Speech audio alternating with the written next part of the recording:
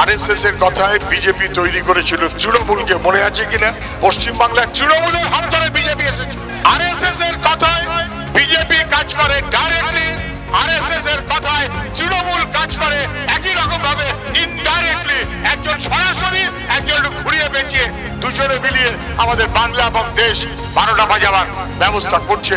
এটা চলতে পারে না।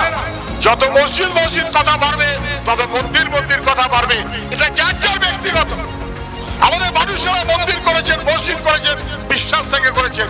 মানুষকে ভাগ করে দাও, বন্ধুত্ব ভেঙে দাও। রাজমিস্ত্রিদের মধ্যে বন্ধুত্ব কমে যাক, চাষিদের মধ্যে বিভেদ হোক, কৃষকের মধ্যে বিভেদ থাকুক। এই দেশটা আমাদের, এই বাংলাটা আমাদের। কারোর বাপের জমিদারিতে আমরা বসে নেই।